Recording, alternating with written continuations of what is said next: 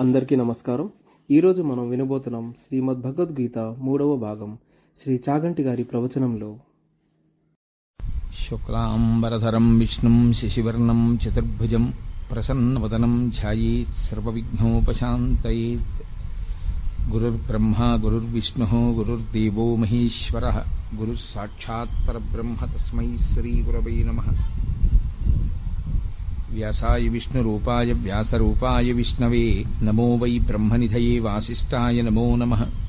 కూజంతం రామ రామేతి మధురం మధురాక్షరం ఆరుహ్య కవితాశాఖాం వందే వాల్మీకికోకిలం. శ్రుతిస్మృతిపురాణానాం ఆలయం కరుణాలయం నమామి భగవత్పాదశంకరం లోకశంకరం. వాగర్ధావివ సంపృక్తౌ వాగర్ధప్రతిపత్తయే జగతః పితరౌ వందే పార్వతీపరమేశ్వరౌ. సూక్తిం సమగ్రేతున స్వయమేవ లక్ష్మీః శ్రీరంగరాజమహిషై మధురైః కటాక్షైః. వైదగ్ధ్యవర్ణగుణగుంభనగౌరవైర్యాం కండూలకర్ణకుహరాः కవయోధయంతి. హైమోర్ధ్వపుండ్రమజహన్మకుటం సునాసం మందస్మితం మకరకుండలచారుగండం బింబాధరం బహుళదీర్ఘకృపాకటాక్షం. శ్రీవేంకటేశముఖమాత్మనిసన్నిధత్తాం. విమలపటీ కమలకుటీ పుస్తకరుద్రాక్షసస్తహస్తపుటీ కామాక్షి పక్ష్మలాక్షి కలిత విపంచీ విభాసి వైరించీ. మనోజవం మరుతతుల్యవేగం జితేంద్రియం బుద్ధిమతాం వరిష్టం వాతాత్మజం వనరయూధముఖ్యం శ్రీరామదూతం శిరసా నమామి. ఆపదామపహర్తారం దాతారం సర్వసంపదాం లోకాభిరామం శ్రీరామం భూయో భూయో నమామ్యహం. హరి ఓం. పరమేశ్వర స్వరూపైన సభకి నమస్కారం.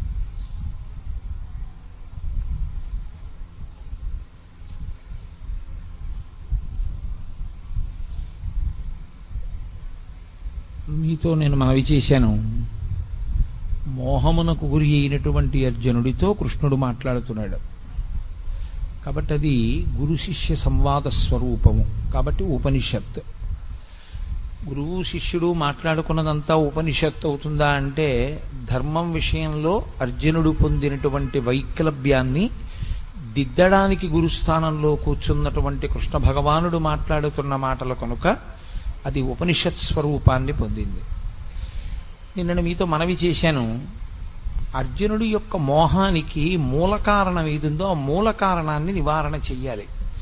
కేవలం యుద్ధం చేయనన్నాడు కాబట్టి యుద్ధం ఎందుకు చెయ్యాలో చెప్పడం కాదు కృష్ణుడి యొక్క పని. యుద్ధం చెయ్యను అనడానికి కారణం, ఎదురుగుండా ఉన్నవాళ్ళు నా వాళ్ళు చచ్చిపోతే ఏదో ఇబ్బంది వచ్చేస్తుంది. ఇప్పుడు నావారు అన్న మాటలో నావారు కానివారున్నారు అన్నది కూడా అంతర్భాగమే. ఇది నాకు ఇష్టము అని నేను ఎప్పుడైతే అన్నానో, ఇది నాకు ఇష్టము కాదు అన్నది కూడా ఉందని గుర్తు లోకంలో.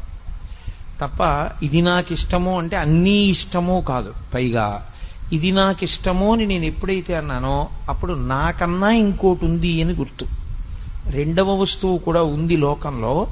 అందుకని ఆ దాని యందు నేను మోహమును పొంది ఉన్నాను, ప్రీతి పొంది ఉన్నాను అని గుర్తు. కాబట్టి ఇప్పుడు మూలమును ఎక్కడ దిద్దవలసి ఉందంటే, అసలు రెండు లేవు అర్జున, ఉన్నదొక్కటే పదార్థము. ఆ ఒక్క పదార్థము ఇన్నిగా ఎలా కనపడుతోంది? ఇన్నిగా కనపడినప్పుడు ఇంక అందులోంచి ఎన్నైనా పుట్టుకొస్తాయి. నేను దీన్ని చంపుతున్నాను, అది నన్ను బాధ పెడుతోంది, నేను దీని యందు ప్రీతి చెందాను, దీని యందు అప్రీతి ఉన్నది. ఇవన్నీ రావడానికి కారణం రెండున్నాయన్న భావనలోంచి పుడుతున్నవి. కాబట్టి ఇప్పుడు అద్వైతము అని శంకరులు దీన్ని ప్రతిపాదన చేస్తారో అలా మూలాన్ని ఆయన దిద్దవలసి ఉంటుంది. వ్యాధికి మూలము ఏదో ఆ మూలమునకు ఔషధాన్ని ఇవ్వాలి. కాబట్టి అసలు చావేది, పుట్టుకేది, అసలు చచ్చిపోయేదేది, సావనిదేది, ఏది నిజం ఏది అబద్ధం. అందుకని ఆయన మూలం సత్యం దగ్గర నుంచి వివరణాన్ని ప్రారంభం చేశాడు. నిన్నటి రోజున మీతో నేను మనవి చేశాను, దేహినోస్మిన్ యథా దేహే కౌమారం యవ్వనం జరా తథా దేహాంతర ప్రాప్తి ధీరః తత్రనుముహ్యతి. ధీరః, మిగిలిన వాళ్ళందరూ ఆ విషయంలో మోహాన్ని పొందేవాళ్లే. అయ్యి బాబోయ్ చచ్చిపోతాను, అయ్యి బాబోయ్ చచ్చిపోతానని బెంగ పెట్టుకునేవాళ్లే. ఒక్క ధీరుడైన వాడు, ధీహి అన్న శబ్దం బుద్ధికి గుర్తు. గొప్ప బుద్ధి కలిగినటువంటి వాడు అంటే ఆత్మవస్తువు గురించి సరి అయినటువంటి జ్ఞానమును పొందిన వాడెవరో, శాస్త్రము యొక్క ప్రామాణ్యమును బాగా గుర్తిరిగిన వాడెవరో, పెద్దల చేత చేయబడినటువంటి ప్రబోధము జీర్ణము చేసుకున్నవాడెవరో ఆయనొక్కడూ మోహమును పొందడు.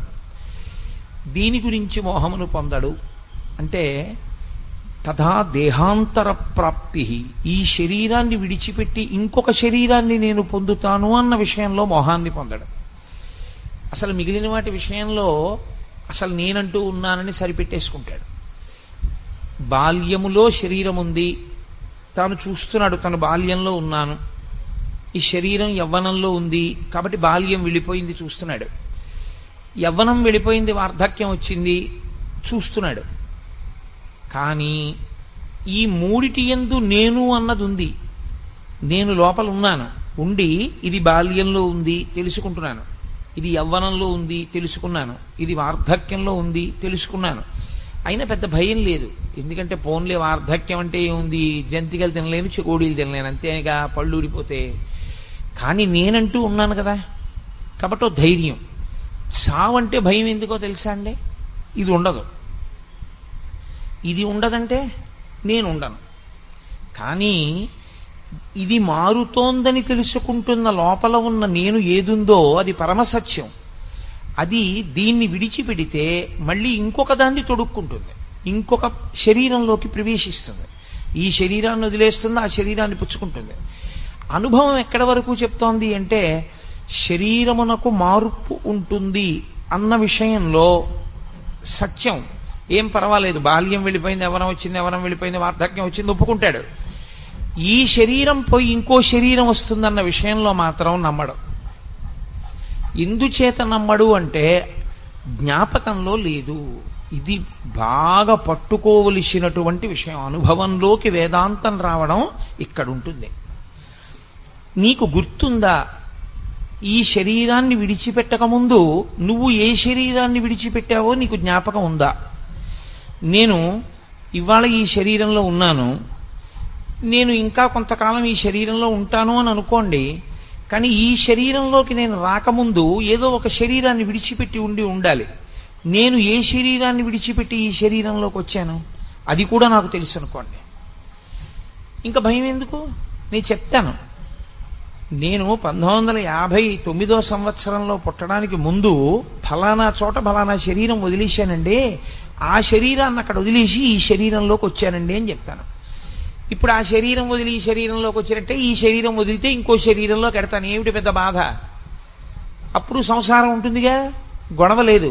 కానీ వచ్చిన పెద్ద చిక్కు ఎక్కడ వస్తుందంటే ధీరుడు ధైర్యంగా ఉంటాడు, మిగిలిన వాడికి భయం ఎందుకు వస్తుందంటే చచ్చిపోవడం అన్న మాట యందు తాను ఇంతకు ముందు శరీరాన్ని ఒక దాన్ని విడిచిపెట్టి ఈ శరీరంలోకి వచ్చానన్నది జ్ఞాపకం లేదు, అది అనుభవంలో లేదు. అది కూడా అనుభవంలో ఉందనుకోండి, ప్రతివాడు ఎంత ధైర్యంగా ఉంటాడంటే ఏం పర్వాలేదు, ఈ శరీరం పడిపోతే ఇంకో శరీరం వస్తుంది. అది ఎందుకు ఈశ్వరుడు జ్ఞాపకం ఉండకుండా చేశాడు? మీరు కొంచెం జాగ్రత్తగా, అసలు వేదాంతం అంతా అక్కడే ఉంది, ఆ శ్లోకంలో పట్టంతా అక్కడే ఉంది. ఇది బాల్యంలో ఉంది తెలిసింది, ఇది యవ్వనంలోకి వచ్చింది, బాల్యం పోయిందని తెలిసింది, యవ్వనం వెళ్ళిపోయి వార్ధక్యం వచ్చింది, దీనికి బాల్యము యవ్వనము పోయాయని తెలిసింది. ఇది గతంలో శరీరం విడిచిపెట్టిందని ఎందుకు గుర్తులేదు? అది కూడా నువ్వు పొందిన అవస్థేగా, ఒకప్పుడు శరీరాన్ని విడిచిపెట్టావుగా. మనది గుర్తు లేకుండా ఈశ్వరుడు ఎందుకు చేసినట్లు అంటే అసలు శాస్త్రంలో ఉన్నటువంటి చాలా పెద్ద గమ్మత్తైన విషయం ఒకటి ఉంది. మృత్యువు అనేది ఎప్పుడో ఒక్కరోజు వచ్చేది కాదు. మృత్యువు పుట్టినప్పుడే వచ్చేస్తుంది. ఎప్పుడెప్పుడు ఆగిపోవడం అన్న ప్రక్రియ జరుగుతూ ఉంటుందో అప్పుడప్పుడు మృత్యువు చేత గ్రసింపబడుతూ ఉంటాడు. నేను మీకు బాగా అర్థం అవడానికి ఒక ఉదాహరణ చెప్పాలి అంటే, ఒక గొంగళీ పురుగు గూడు కట్టుకు పడుకుంటుంది. ఇప్పుడు గూడు కట్టుకుని నిద్రపోతున్నటువంటి గొంగళీ పురుగు అకస్మాత్తుగా గూడు చింపుకుని సీతాకోక చిలుకగా బయటికి వెళ్ళిపోతుంది.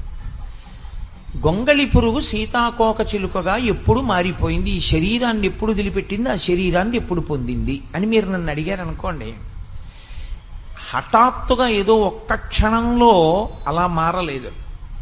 ప్రతి క్షణం అది పడుకున్న దగ్గర నుంచి సీతాకోక చిలుక అయిపోయే లోపల ప్రతి క్షణంలోనూ మారిపోతూనే ఉంది. ఒక పువ్వు పిందె ఎప్పుడైంది అని అడిగారు అనుకోండి, పువ్వు పిందె హఠాత్తుగా అవ్వలేదు. పువ్వు క్రమంగా పిందెగా మారిపోయి, పిందెగా మారిపోయిన తర్వాత ఇంకా పువ్వుగా లేదు. పిందె కాయగా మారిపోయిన తర్వాత పిందెగా లేదు. కాయ పండుగా మారిపోయిన తర్వాత కాయగా లేదు. పండు నేల మీద పడిపోయి భూమిలో కలిసిపోయిన తర్వాత ఇక పండుగా లేదు. అలాగే ఈ శరీరం ఎప్పుడు పుట్టిందో అప్పుడే దీనికి మృత్యువు కూడా ప్రారంభమైపోయింది. ఎలా ప్రారంభమైపోయిందో తెలుసా అండి? మార్పు రూపంలో ప్రారంభమైపోయింది ఈ శరీరానికి మృత్యువు. ఎప్పుడో వచ్చేది కాదు, ప్రతి క్షణము మృత్యువు చేత కబళింపబడుతూ ఉంటుంది. బల్లి ఈగని పట్టుకుంటుంది, ఈగ ప్రాణంతోనే ఉంటుంది, కొట్టుకుంటూ ఉంటుంది. ఇంకాను అది మెల్లమెల్లగా నోరు తెరిచి నోట్లోకి లాక్కుంటూ ఉంటుంది. ఆఖరణ నోట్లో పెట్టేసుకున్న తర్వాత సప్పరించేసి దాంట్లోకి విషం ఎక్కిన తర్వాత పూర్తిగా శరీరాన్ని విడిచిపెట్టేస్తుంది. అలాగే ఇది పుట్టినప్పుడే మృత్యు వచ్చేస్తుంది.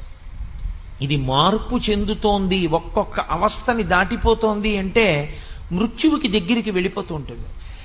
ఆఖరణ ఈ దేహాన్ని విడిచిపెట్టి ఇంకొక దేహంలోకి వెళ్ళిపోతాడు జీవుడు. భాగవతంలో అత్యద్భుతమైనటువంటి వర్ణన చేస్తారు ఈ తదా దేహాంతర ప్రాప్తి అన్న విషయంలో. శరీరాన్ని ఎలా విడిచిపెట్టి ఇంకొక శరీరంలోకి వెళ్ళిపోతాడో వర్ణన చేస్తారు.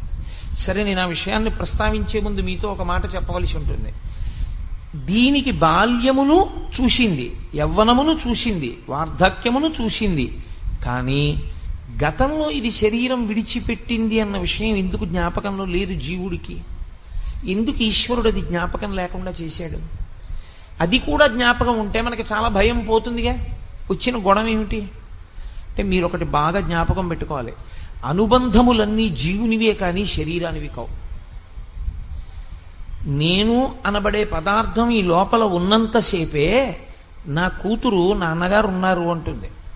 దీని లోపల నేనన్న చైతన్యం ఉన్నంతసేపే నా కొడుకు నాన్నగారు ఉన్నారు అంటాడు. ఈ లోపల నేనన్న చైతన్యం ఉన్నంతసేపే మీ అందరూ కోటేశ్వరరావు గారు ఉన్నారు అంటారు. ఒక్కసారి ఆ చైతన్యం శరీరాన్ని విడిచిపెట్టింది అనుకోండి, ఆ జీవుడు ఇందులోంచి బయటికి వెళ్ళిపోయాడు అనుకోండి, ఈ శరీరం ఇక్కడే ఉన్నా కోటేశ్వరరావు గారు లేరు అంటారు.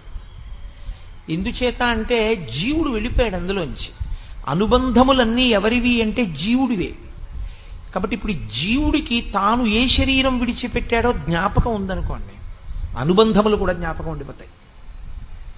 నేను ఫలానా చోట శరీరం విడిచిపెట్టాను అని జ్ఞాపకం ఉంటే, ఆ శరీరములో తాను ఉన్నప్పుడు తనకి భార్యగా ఉన్నదెవరు, తనకి బిడ్డలుగా ఉన్నదెవరు, తనకి ఆత్మీయులుగా ఉన్నదెవరు, తనకి విరోధులుగా ఉన్నదెవరు, అది కూడా జ్ఞాపకం ఉంటుంది. ఇప్పుడు అది కూడా జ్ఞాపకం ఉంటే మీరు ఈ జన్మలో అసలు ఉద్ధరణ వైపుకి ఏం అడిగేస్తారు? ఇంకా రాగద్వేషములు ఎక్కువయ్యాయి. అది అసలు ఈ జన్మలో మీరు కొత్తగా పెంచుకుంటున్న రాగద్వేషములే మీ అభివృద్ధికి, మీ పురోగతికి, మీరు ఈశ్వరుణ్ణి చేరుకోవడానికి ప్రతిబంధకాలు. అందుకేగా మీతో మనవి చేశా, నువ్వు నేను అన్న రెండు మాటలు ఎప్పుడొచ్చాయో అప్పుడు రెండు వచ్చాయి. రెండు ఎప్పుడు వచ్చాయో అప్పుడు అజ్ఞానం వచ్చింది, అవిద్య వచ్చింది. ఇప్పుడు కొత్తగా రెండిటి మధ్యలో ఇంత చేరిపోయింది అనుకోండి. గజేంద్రమోక్షంలో దశలక్ష కోటి కరణీనాథుండనయ్యుండి మద్దానంభ పరిపుష్ట చందనలతాంతఛాయలందుండలేక అంటాడు. పోతన గారంతా గజేంద్రమోక్షం అంతా చేసిందంతా వేదాంతమే. 10 లక్షల కోట్ల మంది భార్యలు ఉన్నారు నాకన్నాడు. అంటే నిజంగా 10 లక్షల కోట్ల మంది భార్యలు ఉన్నారంటే వచ్చిన అభ్యంతరం ఏం లేదు. అసలు యథార్థం ఏమిటంటే, ఈ లోపలి జీవుడు ఎన్నో శరీరాల్లో ఉన్నాడు ఇత పూర్వం. అన్ని శరీరాల్లో ఉన్నప్పుడు దానికి అంతమంది భార్యలు ఉన్నారు. ఎంతమంది భార్యలు ఉన్నారో అంతమంది భార్యలతో అంతమంది బిడ్డల్ని కన్నాడు. ఈశ్వరుడు చేసిన మహోపకారం ఏమిటంటే, గత జన్మకి సంబంధించినటువంటి జ్ఞాపకాల్ని అమ్మ కడుపులోంచి బయటికి వచ్చేటప్పుడు జ్ఞాపకం లేకుండా తీసేస్తాడు. శఠము అన్న వాయువు పట్టుకుంటుంది. భాగవతంలో చెప్తారు దాని గురించి. ఆ శఠమన్న వాయువు పట్టుకోగానే అన్నీ మర్చిపోతాడు. అప్పటి వరకు జ్ఞాపకం ఉంటాయి. అప్పుడు వరకు ప్రార్థన చేస్తాడు, ఈశ్వరుణ్ణి బయటికి తోసేయమన్నాను. అయ్యో నేను ఫలానా వారికి భర్తగా ఉన్నాను, ఫలానా వారికి భార్యగా ఉన్నాను, ఫలానా వారికి బిడ్డడుగా ఉన్నాను, వాళ్ళని నమ్ముకున్నంత చేశాను, చిట్ట చివరికి నాకు మిగిలిందేం లేదు, ఈశ్వరా నిన్ను చేరలేకపోయాను, ఇంకొక్కసారి శరీరం ఇయ్యి, అప్పుడు నేను ఈ శరీరం ఉంటే ఈ శరీరంతో నీ సేవ చేస్తాను. శరీరంలో నేను ఉన్నాను కాబట్టి మనసు మంచిదిగా పెట్టుకుని మంచి ఆలోచనలు చేస్తాను, ఉపకారాలు చేస్తాను, పుణ్యాలు చేస్తాను. కాబట్టి ఈశ్వరా ఇంకొక్కసారి శరీరం ఇయ్యి అంటాడు. ఇచ్చినప్పుడు పరమేశ్వరుడు గత జన్మ జ్ఞాపకాల్ని కూడా ఉంచేశాడు అనుకోండి, ఉంచి పైకి పంపాడు అనుకోండి జీవుణ్ణి. ఇక ఆ జీవుడు ఒక్క క్షణం కూడా ప్రశాంతంగా ఉండలేడు. బయటికి వస్తూనే అతనికి ఒక జ్ఞాపకం ఉంటుంది, నా భార్య ఫలానా చోట ఉంది, గత జన్మలో భార్య, ఎప్పుడు అక్కడికి వెడదామా అని ఉంటుంది. నా కొడుకులు అక్కడ ఉన్నారు, వాళ్ళ యోగక్షేమాలు చూడాలనిపిస్తుంది. గతంలో కుక్కగా ఉండొచ్చు, కానీ ఆ కుక్కకు పుట్టిన పిల్లల మీద వ్యామోహం ఉంటుంది. ఓ పందిగా ఉండొచ్చు, ఆ పిల్లల మీద వ్యామోహం ఉంటుంది. ఇలా నీకు ఎన్ని జన్మల జ్ఞాపకాలు ఉంటాయో అంత పెద్ద సంసారం నీలో ఉంటుంది. ఆ సంసారంలో పడిపోవడం వల్ల కదా పాడైపోయావు. సంసారం అన్న మాట వేదాంతంలో బయట ఉండేది కాదు, లోపల ఉండేది. బాహ్యంలో అయితే సంసారం బయట ఉందంటాం, వేదాంతంలో సంసారం లోపల ఉంటుంది. అందుకే కాషాయానికి అర్థం ఏమిటంటే అన్నీ విడిచిపెట్టేయడం, ఎవ్వరితోనూ అనుబంధం ఉండకూడదు. అందుకే నకర్మణాన ప్రజాధనీన త్యాగేనైకే అమృతత్వమానసో పరిణనాకం నిహితం గుహాయాం విభ్రాజతే తద్యతయో విశంతి అంటుంది ఉపనిషత్. కాషాయం కట్టుకున్న వాళ్ళని చూస్తే ఆ మంత్రం చెప్పు అంటుంది. ఎందుచేత అంటే ఇంకా వాళ్ళకి త్యాగేనైకే అమృతత్వమానసో, ఇహ ఆయనకి కొడుకు లేదు, కూతురు లేదు, భార్య లేదు, భర్త లేదు, బిడ్డ లేరు, బంధువు లేరు, స్నేహితుడు లేడు, ఎవ్వరూ లేరు. ఆఖరికి శరీరమే నేను కాదు, అన్నీ విడిచిపెట్టేశాడు. అన్నీ విడిచిపెట్టేసిన వాడికి ఒక్కడికే కాషాయం. అన్నీ వదిలిపెట్టేస్తే అన్నిటితో సంబంధాన్ని విడిచిపెట్టి లోపల ఉన్న నేనుగా మాత్రమే మిగిలిపోయాను తప్ప నాకెవ్వరితో అనుబంధం లేదు. ఇక నేను అన్నయ్య అని పిలిపించుకునేది లేదు, ఏమండి అని పిలిపించుకునేది లేదు, నాన్నగారండి అని పిలిపించుకునేది లేదు. అలా నాన్నగారండి అని పిలవవలసినటువంటి వారికి నేను తండ్రిని పూర్వాశ్రమంలో అయినా ఇప్పుడు ఇక నేను ఒప్పుకోను. ఇది కట్టుకున్న నాడు నాకు మళ్ళీ రెండో జన్మ, నేను కొత్తగా పుట్టిన వాడితో సమానం కాబట్టి లేదు, నేను అన్ని విడిచిపెట్టేశాను. విడిచిపెట్టడం అంటే ఇది విడిచిపెడితే మరి బుద్ధి ఎక్కడ పెట్టావు? సత్తయందు న్యాసం చేశాను, సత్తయందు బుద్ధిని నిక్షేపించాను, అందుకు నేను సన్యసించానంటాడు. అందుకే సనాతన ధర్మమునందు అంత పెద్ద మార్పు వస్తే ఇది విడిచి అది పట్టుకున్నాడు కాబట్టి కాషాయం కట్టుకుంటాడు. అది లేకుండా కట్టుకున్నాడు అనుకోండి చాలా దోషభూయిష్టం అయిపోతుంది. కాబట్టి ఈ సంసారం అనేటటువంటిది లోపలుంది తప్ప నిజానికి పైన లేదు. నేను ఇక్కడ కూర్చున్నా అయ్యో నా భార్య, అయ్యో నా భార్య, అయ్యో నా భార్య అని వెంపర్లాట నాకుంటే సంసారం ఇక్కడే ఉంది. నేను ఇంట్లో ఉన్నా ఇవన్నీ అనుబంధాలు, గతంలో నాకు ఎంతమంది భార్యలు, ఇప్పుడు ఒక భార్య అని నేను మోహమునకు గురికాని స్థితిని, అది నోటితో చెప్పడం కాదు. నేను ఇప్పుడు నోటితో చెప్పిన మాట చేత నేను ఆ స్థితిని పొందాను అని మీరు అనుకుంటే చాలా పొరపాటు. నేనే చెప్తున్నాను, నేను ఆ స్థితిని పొందినవాడను కాను, పొందడానికి ప్రయత్నం చేస్తున్న సాధకుడను మాత్రమే. అందుకే నాకు ఉద్వేగములుంటాయి, నిజ జీవితంలో ఇంకా ఉద్వేగమునకు లోనవుతుంటాను, పరిశీలనం చేస్తూ ఉంటాను. అది ఎప్పుడో పండుతుంది. ఆ పండిన నాడు నేను సాధన యందు చేరవలసిన స్థాయిని చేరినవాడనవుతాను. అందుకే వేదాంతం మనసుని పట్టుకోవలసిందే కానీ వేదాంతం తాత్పర్యంగా నేర్చుకునేది కాదు. కాబట్టి సంసారమన్నది నీ లోపలున్నది, దానివల్ల పాడైపోయావు గత జన్మలలో. ఇప్పుడు మళ్ళీ నీకు సంసారం పెట్టడం అంటే గతంలో ఉన్న జ్ఞాపకాలన్నీ పెట్టడమే. ఏ శరీరం వదిలిపెట్టావో నీకు ఈశ్వరుడు జ్ఞాపకం ఉంచేశాడనుకో, ఉత్తర క్షణం ఈశ్వరుడు నిన్ను పుట్టిస్తూనే మళ్ళీ సంసారమన్న రొంపిలో ముంచి పుట్టించాడు. ఇక నువ్వేం ఉద్ధరణ పొందుతావు? నువ్వు కొత్తగా కల్పించుకుంటున్న అనుబంధముల నుండే వినిర్ముక్తం కాలేకపోతున్నావు. గత జన్మలలో ఉన్న అనుబంధాలు కూడా నీకు జ్ఞాపకం ఉండిపోతే జీవుడిగా ఇక నువ్వు పైకొస్తావా? ఈ జన్మలో నువ్వు కోటీశ్వరుడవైనా, నీకు ఒక్కతే కూతురైనా, గత జన్మలలో నీకున్న 16 మంది ఆడపిల్లల్లో 80 ఇంకా పెళ్ళవకుండా నువ్వు వెళ్ళిపోయి ఉండుంటే ఇప్పుడు ఇక్కడ పుట్టిన పిల్ల కన్నా అక్కడ ఉండిపోయిన 80 పిల్లల పెళ్ళిళ్ళ గురించి ఆలోచిస్తావు. ఇప్పుడు సంసారం పెరిగిందా, సంసారం తరిగిందా, ఇక పైకే వస్తావు నువ్వు, ఇక రాలేవు, కుదరదు. ఈశ్వరుడు శరీరాన్ని ఇచ్చేది దేనికి ఇస్తాడంటే, ప్రత్యేకించి మనుష్య శరీరాన్ని దేనికి ఇస్తాడంటే ఉద్ధరణ కొరకిస్తాడు. నువ్వు దీన్ని తెప్పగా వాడుకుని పైకి రారా అని ఇస్తాడు. తెప్పగా వాడుకుని పైకి రావలసిన వాడికి ముందుండవలసిన లక్షణం ఆయన ఉపకారం చేసి ఓ బుద్ధి ఇస్తాడు. ఏమిటో తెలుసా అండి? గత సంసార వాసనలు నీకు జ్ఞాపకం లేకుండా చేస్తాను. కాబట్టి ఇప్పుడు జీవుడు ఏ శరీరం వదిలిపెట్టాడో జ్ఞాపకం ఉండకూడదు. అందుకే కడుపులో ఉన్నంతసేపు జ్ఞాపకం ఉంచుతాడు. ఎందుకు ఉంచుతాడో తెలుసా అండి? అది నరకం. ఆ నరకాన్ని అనుభవిస్తున్నప్పుడు బాధపడతాడు. ఇందువల్ల కదా మళ్ళీ పుడుతున్నాను. ఏ ప్రాణిగానైనా కానివ్వండి, గర్భస్థము నరకము. ఆ కటిక చీకటి కన్ను పొడుచుకుంటే కనపడదు. అందుకే 2 రంధ్రములు అంటారు. 11 రంధ్రములు శరీరమునకు ఉంటాయి.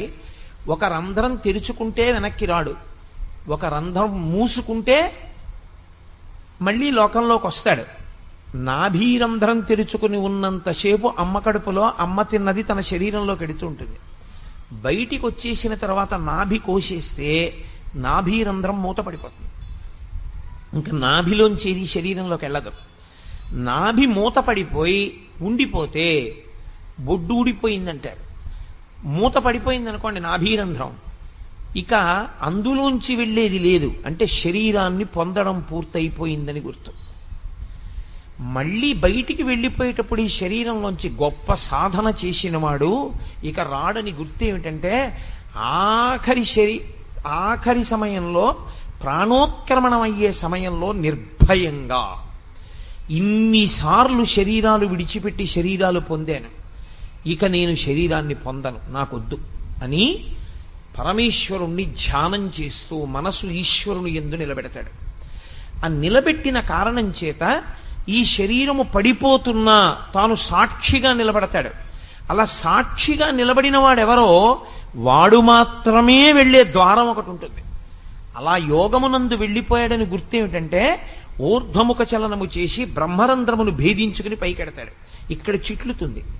ఇక్కడ చిట్లు వెళ్ళిపోయాడు అంటే యోగమునందు వెళ్ళిపోయాడు అని గుర్తు. భగవద్గీత ప్రత్యేకించి సాంఖ్యయోగం అంతా కూడా యోగము యొక్క వైభవాన్నే మాట్లాడతాడు ఆయన. యోగము ధర్మముతో కలుస్తుంది. సరే, నేను అది ఎక్కడ అవసరమో అక్కడ దాని గురించి నేను మనవి చేసే ప్రయత్నం చేస్తాను. అసలు ధర్మాన్ని విడిచిపెడితే యోగం కాదు, ధర్మమునందు అనురక్తియే యోగము యథార్థమునకు. అందుకే యోగ కర్మసు కౌశలం అంటాడు ఆయన. కాబట్టి ఇప్పుడు గత జన్మ వాసన కానీ గత జన్మకి సంబంధించిన జ్ఞాపకం ఉండిపోతే ఇక ఆ జీవుడు ఉద్ధరణ పొందడు. ఈ జన్మలో ఏర్పడినటువంటి అనుబంధాలని తెంచుకోవడం కుదరట్లేదు. అందుకు కదా ధూర్జటి గుండెలు బాదుకున్నాడు. ఆలంచున్ మెడకట్టి దానికి అపత్యశ్రేణి కల్పించి తద్బాలవ్రాతము నిచ్చిపుచ్చుకొను సంబంధంబు కావించి. అమ్మ బాబోయ్, ఎంత వేదాంతం చెప్పాడో మహానుభావుడు. ఆలంచున్ మెడకట్టి అన్నాడు. ఆవిడ మెళ్ళలో తాళి కట్టాను నేను అనుకున్నాను, కానీ ఇక్కడ పట్టుకుందయా అంటే భార్యే కాదు, భార్యకి భర్త అయినా భర్తకు భార్య అయినా సంసారం అంత గట్టిగా పట్టుకుంటుంది. ఇప్పుడు దానికి అపత్యశ్రేణి కల్పించి దాని వలన కొంతమంది పిల్లలు పుట్టేటట్టు చేసి ఆ భార్య వలన తద్బాలవ్రాతము నిచ్చిపుచ్చుకొను సంబంధంబు కావించి ఈ ఇంట పుట్టిన ఆడపిల్లని బట్టుకెళ్ళి ఇంకో ఇంట్లో ఇచ్చాడు. ఇంకో ఇంట్లో పుట్టిన ఆడపిల్లని ఇంటికి తెచ్చుకున్నాడు.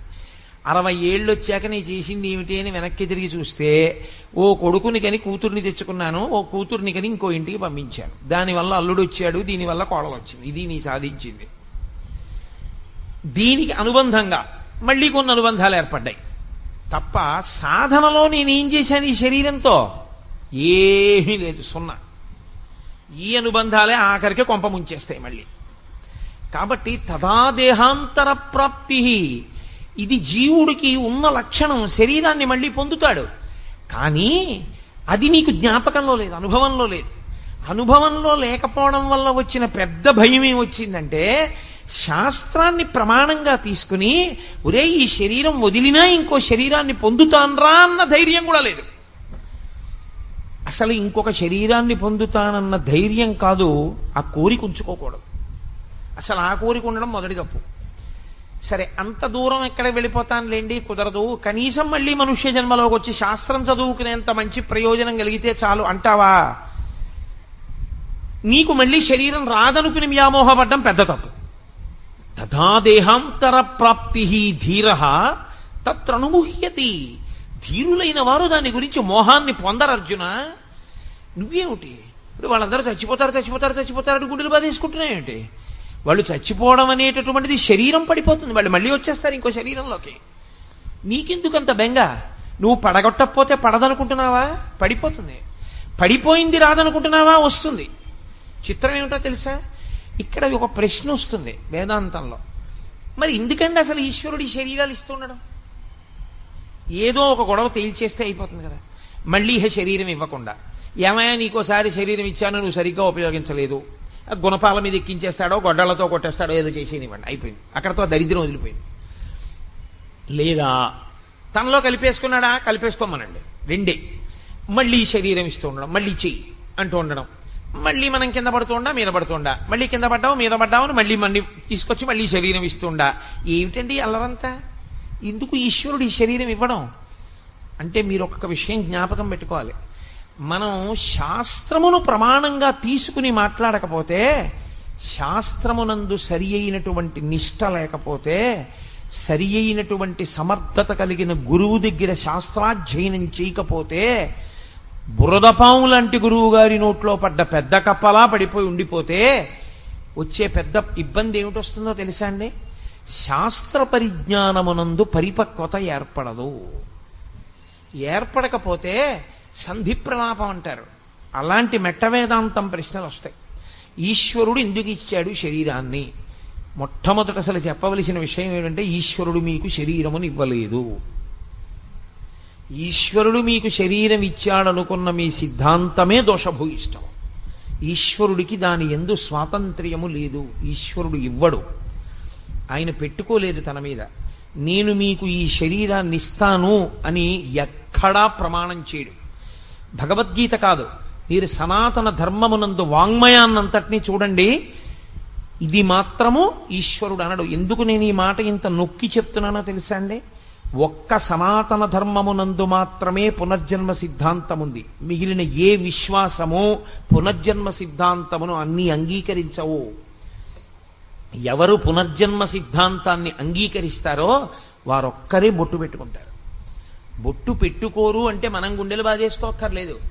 బొట్టు పెట్టుకోరు అంటే దానికి గుర్తు ఏమిటంటే వారు పునర్జన్మ సిద్ధాంతమును అంగీకరించరు. పునర్జన్మ సిద్ధాంతమును అంగీకరించడం సనాతన ధర్మంలో అత్యంత ప్రధానమైన విషయం. నేను మళ్ళీ వస్తాను, ఎలా వస్తాను, ఈశ్వరుడు ఏది ఇస్తే అది ఇస్తాను, తప్పు.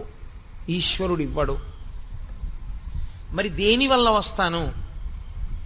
నేను ఏం చేస్తానో దానివల్లే నేను వస్తాను. ఇది చాలా గమ్మత్తుగా ఉంటుంది ఈ విషయం. ఎందుకో తెలుసా అండి? ఈశ్వరుడు ఏం చేస్తాడంటే, మనుష్య ప్రాణి విషయంలో బుద్ధి అన్నదాన్ని ఇచ్చి విడిచిపెడతాడు. ప్రతి మనుష్య ప్రాణి యందు బుద్ధి ఉంటుంది. ఇది ఇతర ప్రాణుల యందు ఉండదు. అందుకే వాటికి కర్మక్షయం ఒకటే ఉంటుంది. దానికి బుద్ధిని ఉపయోగించుకోవడం అలా ఏం ఉండదు దానికి. ఒక్క మనుష్య ప్రాణి బుద్ధి. అందుకే సనాతన ధర్మమునందు మీరు ఏం చేశారు అన్నది కాదు, మీరు ఏం చిట్ట చివర ఫలితం ఏమడిగారు అన్నదే ప్రధానం. ఎటు తిరిగి ఎటు రండి, మీరు ఆఖరణ అడిగేది ఒకటే అడుగుతారు, ధియో యోన ప్రచోదయాత్ అని అడుగుతారు.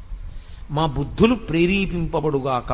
మీరు దుర్గమ్మ తల్లిని ప్రార్థన చేశారనుకోండి, తన్నో దుర్గి ప్రచోదయాత్, ఓ అమ్మా మా బుద్ధులను ప్రేరేపించు. శివుణ్ణి పూజ చేశారనుకోండి, తన్నో రుద్ర ప్రచోదయాత్, ఓ రుద్రుడా మా బుద్ధులను ప్రేరేపించు. విష్ణువుని ఆరాధిస్తే తన్న విష్ణు ప్రచోదయాత్, ఓ విష్ణువా మా బుద్ధులను ప్రేరేపించు. అగ్నిని ప్రార్థన చేస్తే అగ్ని మా బుద్ధులను ప్రేరేపించుగాక. మీ బుద్ధిని ప్రేరేపించమని అడుగుతారు. ఎందుకో తెలుసా అండి? వాడి బుద్ధి గడ్డి తిందిరా అంటుంటారు. బుద్ధి నిర్ణయం చేస్తుంది. మనసు సంకల్ప వికల్ప సంఘాతమై ఉంటుంది. నేను మీతో నిన్న మనవి చేశా, స్థూల శరీరము బలమా సూక్ష్మ శరీరము బలమా అంటే సూక్ష్మ శరీరము యొక్క బలం ముందు స్థూల శరీరము యొక్క బలము వెంట్రుకపాటి కూడా చాలదు. అది అంత బలవత్తరము సూక్ష్మ శరీరం. అందుకే మహానుభావులు చంద్రశేఖరేంద్ర సరస్వతీ స్వామి వారు నడిచే దేవుడిని పేరు. ఆయన ఒక మాట అంటూ ఉండేవారు, గాలిని పట్టుకుంటానండం ఎంత సాహసమో మనసుని పట్టుకుంటానండం అంత సాహసం. ఆ సాహసం చెయ్యడమే అభ్యాసం అన్న మాటలోకి వచ్చింది. గాలిని పట్టగలవా, మనసుని పట్టగలవా? మనసుని పట్టగలను. దేని వలన? కేవలము అభ్యాసము వలన. అందుకే భక్తి యోగంలో వాడతాడు ఆ మాట ఆయన. నేను మయ్యేవ మన ఆధత్స్వామ ఈ బుద్ధిం నివేశయ అంటాడు. నా యందు పెట్టు నీ మనసు, నా యందు పెట్టు నీ బుద్ధి. అలా కుదరలేదనుకో, అభ్యాసయోగేన కౌంతేయ, అభ్యాసం చెయ్యి అంటాడు. అభ్యాసము శరీరముతో ప్రారంభం. సరే, అది భక్తి యోగంలో విషయాన్ని ఇప్పుడు నేను దాన్ని సమన్వయం చెయ్యను. మనం ఏం చేస్తామంటే, ఈశ్వరుడు బుద్ధినిచ్చి మనని పంపిస్తే ఈ బుద్ధితో ఈశ్వరుడు ఏం చెప్తాడంటే, నువ్వు నిర్ణయం చేసుకో. ఇప్పుడు ఈ నిర్ణయం చేసుకోగలిగినటువంటి బుద్ధి పదును బాగా ఎక్కడెక్కుతుందో తెలుసా అండి? శాస్త్రమును అధ్యయనము చేయడం వల్ల, గురువు గారి దగ్గర కూర్చుని శాస్త్రాన్ని బాగా వినడం వల్ల. ఏతత్ శాస్త్రం ప్రమాణంతే, ఎవరేం చెప్పారన్నది ప్రమాణం కాదు. లోకంలో ఎవరు ఏం చెప్పినా ప్రమాణం కాదు. శాస్త్రమును వాళ్ళు మాట్లాడితే ప్రమాణం. పరమాచార్య స్వామి చెప్పినటువంటి మాటలన్నీ ప్రమాణవాక్కులే. దేని వలన? ఆయన ఎప్పుడు మాట్లాడినా వేదమే మాట్లాడారంతే, ఆయన శాస్త్రమే మాట్లాడారంతే. శాస్త్రము కానిది ఆయన మాట్లాడలేదు. ఎంత ధైర్యంగా మాట్లాడారో, ఎంత సాహసంగా మాట్లాడారో పరమాచార్య మాట్లాడిన మాటలు మీరు చదివితే మీకు అర్థమవుతుంది. ఓ, ఇందుకు ఈయన నడిచే దేవుడయ్యాడనిపిస్తుంది. అదిగో ఆ ధైర్యం ఉండి మాట్లాడిన గురువు ఉంటాడే, శాస్త్రమునందు నమ్మకం ఉన్నవాడు, ఆ గురువు మాట్లాడుతున్నప్పుడు ఆ మాటల చేత పదునెక్కుతుంది. పదునెక్కడం అన్న మాటలో ఉన్నటువంటి లక్షణం ఏమిటో తెలుసా అండి? మళ్ళీ అదో చిత్రం. గురువుగారి మాటలు కూడా చింతపండు లాంటివి. మన మనసు కిలిమిక్కినటువంటి పాత్ర లాంటివి. చింతపండు పెట్టి మీరు కిలిమిక్కిన పాత్రని తోముదాం అనుకున్నారనుకోండి, ధగధగా మెరవాలి. ఇప్పుడు చింతపండు తీసుకొచ్చారు. ఏమంటే చింతపండు బాగుందా? బాగుంది. కిలిమిక్కిన పాత్రకి కిలి ఉందా? ఉంది. ఇప్పుడు దీనికి ఉన్నటువంటి ఆ గబ్బు పోవాలి.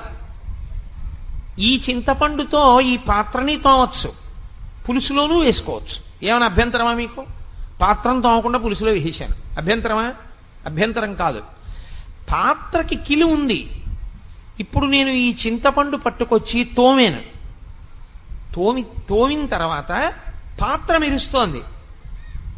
ఇప్పుడు నేను తోమడానికి ఉపయోగించినవి ఏమున్నాయో దాన్ని పులుసులో వేసుకోవచ్చా?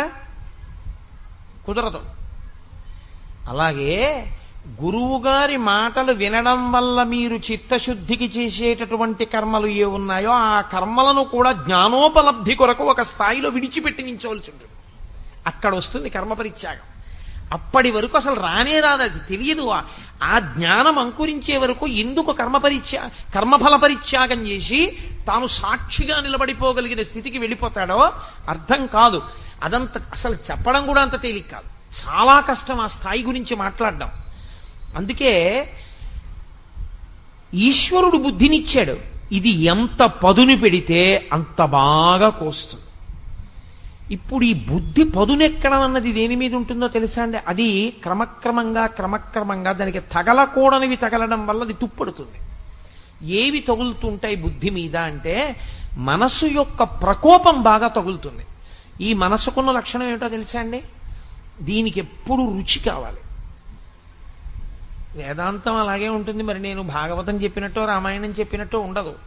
వేదాంతం అలాగే ఉంటుంది. భగవద్గీత అంటే రుచి ఎప్పుడు అడిగేది ఎవరు అంటే మనస్సు ఒక్కటే, బుద్ధి కాదు. మీరు బాగా జ్ఞాపకం పెట్టుకోవాల్సి ఉంటుంది ఆ విషయాన్ని. అందుకే అది సంకల్ప వికల్ప సంఘాతము. ఈ సీసా ఇక్కడ పెట్టారనుకోండి, ఇవి ఎలా ఉంటాయో కాసి నోట్లో పోసుకుంటే ఎలా ఉంటుందంటావు అంటుంది. ఎందుకనంటే అది సంకల్ప వికల్ప సంఘాతం. అది ఎప్పుడు ఏదో ఆలోచిస్తుంది. అందుకే అది ఉన్నంతసేపు దుఃఖమే. అది ఉందంటే దుఃఖం. ఎందుకో తెలుసా అండి? సంకల్పం అన్నా చేస్తుంది, వికల్పం అన్నా చేస్తుంది. రెండిటి యందు దుఃఖం ఉంటుంది. సుఖరూపం ఉంటుంది కదండి అని మీరు నన్ను అనొచ్చు. సుఖము దుఃఖము యొక్క భాష. అది వెంటనే దుఃఖాన్ని తీసుకొచ్చేస్తుంది. ఎందుకో తెలుసా అండి? నేను చాలా ప్రీతి చెందేటటువంటి వస్తువు నా దగ్గర ఉంటే నాకు సుఖం అండి. ఇప్పుడు అదేదో తిరుగుతోంది, నాకు చాలా సుఖంగా ఉంది. ఇది తిరుగుతోంది, నాకు చాలా సుఖంగా ఉంది. అది ఆగిపోయింది, ఏమవుతుంది? దుఃఖం వచ్చేసింది అంతే. సుఖమునందు దుఃఖము ఇమిడి ఉంటుంది, దుఃఖమునందు సుఖము ఇమిడి ఉంటుంది. ఆ తర్వాత మళ్ళీ తిరిగింది అనుకోండి. నిర్వాణాయ తరుచ్ఛాయ తప్తస్య విశేషత అని సంస్కృతంలో సూక్తి. ఎండలోంచి వచ్చి చెట్టు కిందకి వెళ్ళాడు అనుకోండి, అబ్బా ఎంత హాయిగా ఉందండి అంటే. ఆకలేసిన తర్వాత అన్నం తిన్నాడు అనుకోండి, అబ్బా ఎంత హాయిగా ఉందండి అంటే. నా ఉపన్యాసం అయిపోయిన తర్వాత మీరు అమ్మాయి ఎంత హాయిగా ఉందండి అంటారు కదా. కాబట్టి దుఃఖము తర్వాత సుఖం ఉంటుంది, సుఖం తర్వాత దుఃఖం ఉంటుంది. ఇవి రెండూ మనసు యొక్క లక్షణాలే. ఇది సంకల్ప వికల్ప సంఘాతము. దీని అసాధ్యం, దీని శక్తి అంతా ఎక్కడదో తెలుసా అండి? అది ఊపిరి మీద ఆధారపడిపోతుంది. దాని శక్తి అంతా ఊపిరే.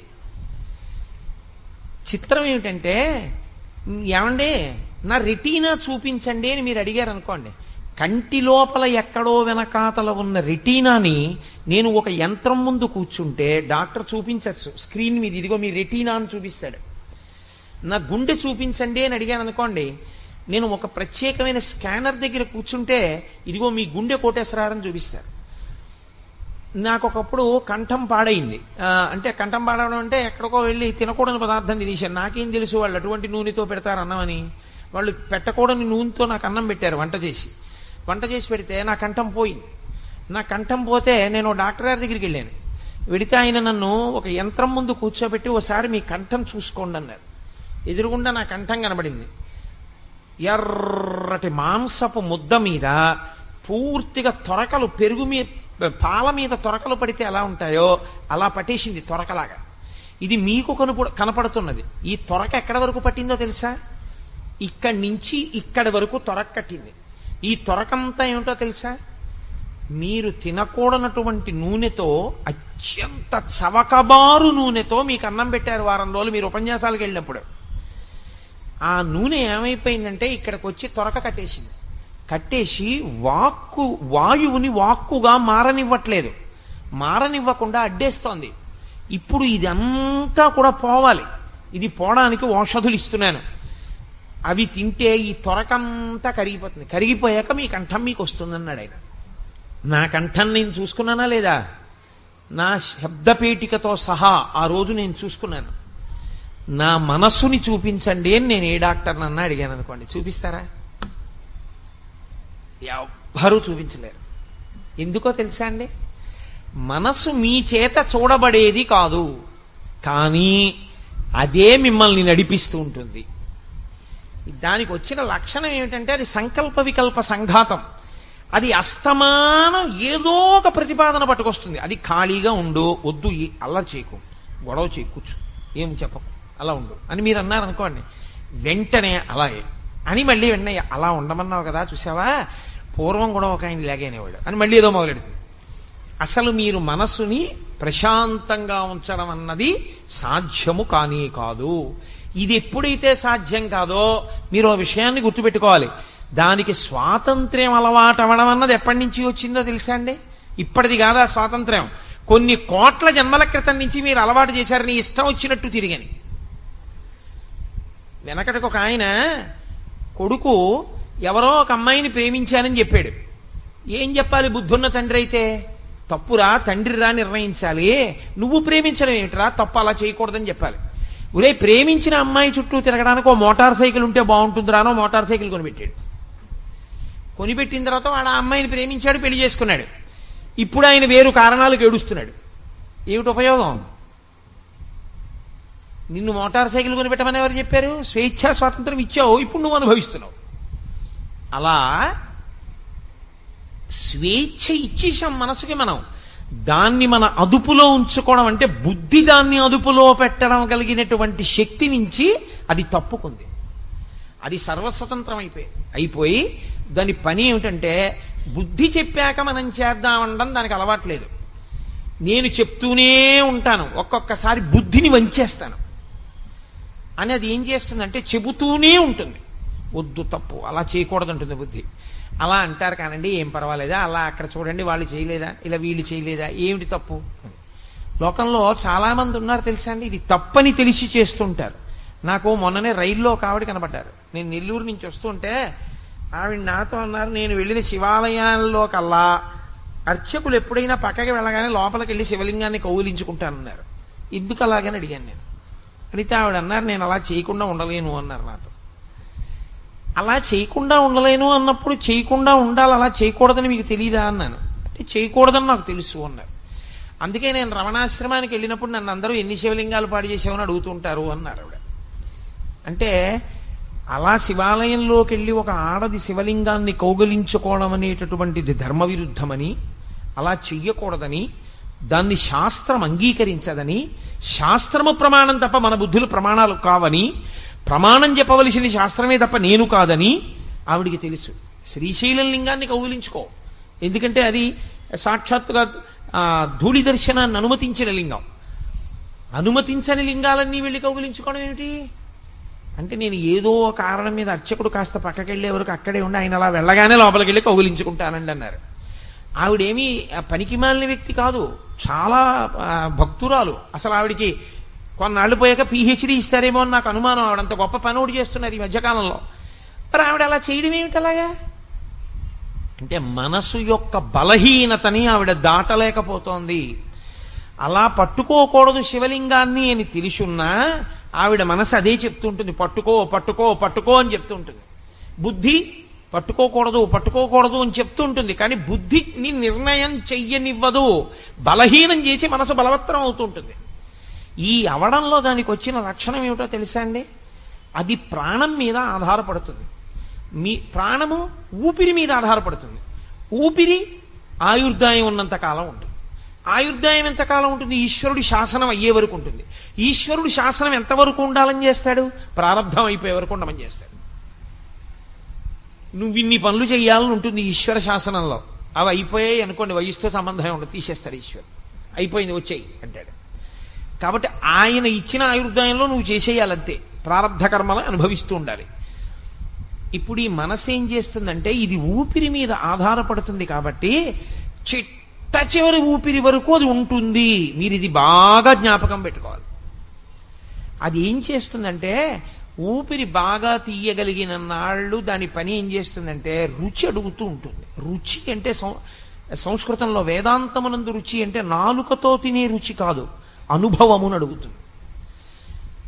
అది ఎలా ఉంటుందంటావు అంటుంది. సరే, దాన్ని అనుభవించాడు అనుకోండి, దాన్ని అనుభవించాడు అన్న మాటని మీరు శాస్త్ర ప్రమాణంతో ఆదరించవలసి ఉంటుంది.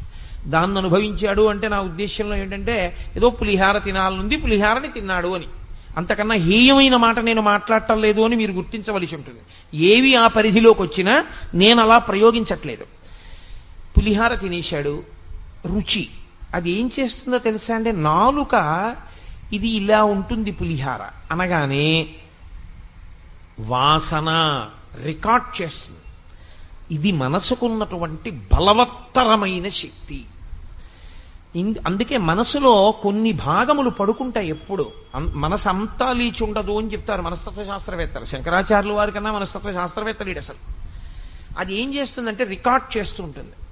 అందుకే చూడండి, మామిడి పండు అన్నాను అనుకోండి అది ఎలా ఉంటుందో, కొత్తపల్లి కొబ్బరి అన్నాను అనుకోండి అది ఎలా ఉంటుందో, దాని తొక్క పలచగా ఉంటుంది, దాన్ని ఇలా ముట్టుకుంటే కన్నం పడుతుంది, దాని రసం తీయగా ఉంటుంది, అన్నీ చెప్తుంది.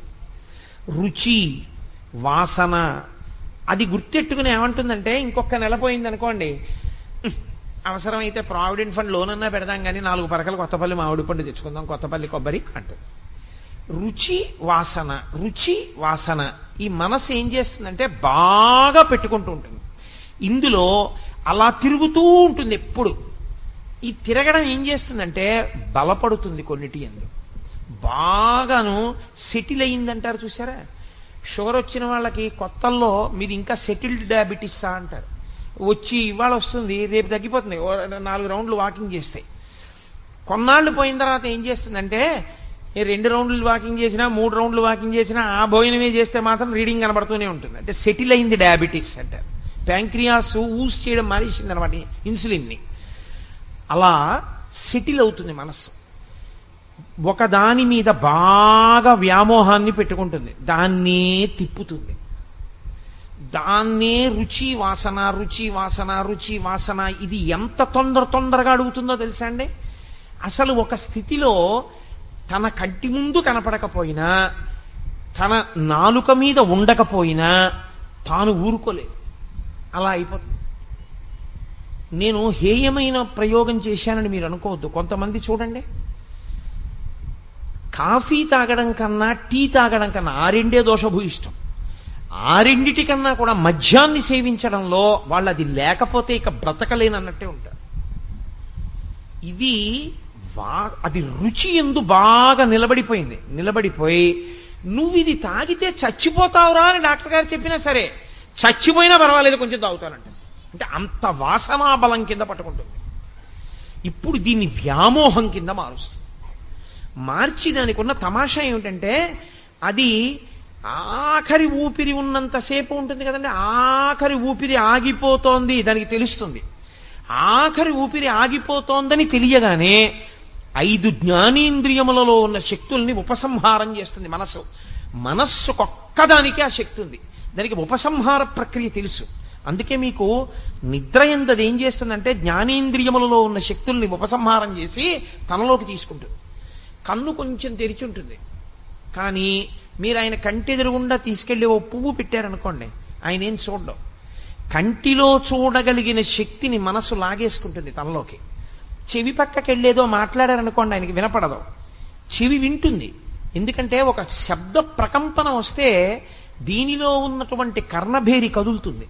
కర్ణభేరి కదిలితే చెవికి వినపడుతుంది ఆ మాట. కాబట్టి చెవి వింది, కానీ ఆ మాటని మనసు పుచ్చుకోదు. ఎందుకంటే వినగలిగిన శక్తిని లాగేసి తనలో పెట్టేసుకుంటుంది. చర్మం మీరు ఇలా ముట్టుకున్నారనుకోండి తెలియదు, స్పర్శేంద్రియ శక్తిని లాగి తనలో పెట్టుకుంటుంది. పెట్టుకుని కాసేపు ఏం చేస్తుందంటే ఈ 5 తన ఎందుంచుకుని తాను ఒక తమాషా చేస్తుంది కాసేపు.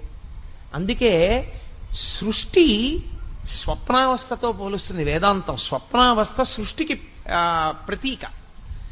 అది ఏం చేస్తుందంటే తనకి ఏది ఇష్టమో దాన్ని చూపిస్తుంది. ఈ కంటి శక్తి తనలో పెట్టుకుంది కదూ, ఇప్పుడు ఆ శక్తిని తనలో పెట్టుకుని మీరు ఎప్పటి నుంచో చూద్దామనుకుంటున్న కాశీపట్టణాన్ని తనకి చూపిస్తుంది. విచిత్రం ఏమిటో తెలుసా అండి, తను చూడంది చూపిస్తుంది. తను చూడంది కూడా ఊహతో చూపిస్తుంది. ఎలా చూపిస్తుందో తెలుసా తమాషా? ఒక్కొక్కసారి ఏదో నేను ఇక్కడ ఉపన్యాసాలు అయిపోయిన తర్వాత ఇంకో ఊరు ఉపన్యాసాలకు వెళ్ళవలసి ఉందనుకోండి, నేను రాత్రి పడుకుని నిద్రపోయే ముందు నేను అక్కడికి వెళ్ళిన తర్వాత నాకు గోపాలకృష్ణ గారికి కలిపి వాళ్ళు ఒక గది ఇస్తారా, నాకు గోపాలకృష్ణ గారికి 2 గదులు ఇస్తారా?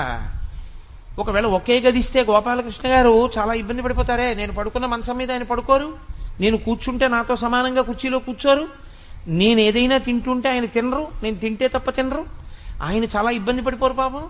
వేరే గది ఉంటే ఆయనకి ఇబ్బంది ఉండదు, పడుకోవాలనుకుంటే కాసేపు పడుకుంటారు. వీళ్ళు 2 గదులు ఇస్తున్నారా, ఒక గది ఇస్తున్నారా అడగడం మర్చిపోయానే అని నేను అనుకున్నాను అనుకోండి. అది తన ఊహలతో నాకు ఇవ్వబోయే విడిదోటి చూపిస్తుంది. నేను అక్కడికి వెళ్ళినట్టు, ఓ గది ఇచ్చినట్టు, ఆ గదిలో ఒకటే ఫ్యాన్ ఉన్నట్టు, అది తిరుగుతున్నప్పుడు పెద్ద చప్పుడు వస్తున్నట్టు, ఆ ఫ్యాన్ కింద తీరా సింగిల్ కాట్ ఉన్నట్టు, గోపాలకృష్ణ గారు కింద పడుకున్నట్టు, గోడల మీద బొద్దింకలు ఉన్నట్టు, దోమలు. అయ్యో ఈయన ఎలా పడుకుంటారు పాపం, ఇదేమిటి వీళ్ళని అడుగుదామంటే వీళ్ళందరూ వెళ్ళిపోయారు, ఉపన్యాసం అయిపోయాక అడగడం మర్చిపోయానని నేను బెంగ పెట్టుకుంటున్నట్టు, ఈ బెంగలో ఉలిక్కిపడి నేను లేచినట్టు, దిక్కుమాలలో కూడా నిద్దట్లో కూడా ఇంకా నాకు ఈ విడిదిలు ఉపన్యాసాలేనా అని మళ్ళీ 2 గుటకలు నైలు దాకా పడుకున్నాను అనుకోండి, ఊరుకుంటుంది. ఇవన్నీ ఎక్కడివో తెలుసా అండి, మీరు పడుకోబోయే ముందు ఆ కంటిలోని శక్తిని ఉపసంహారం చేసి తను ఏది చూపించాలనుకుంటుందో అది చూపిస్తుంది.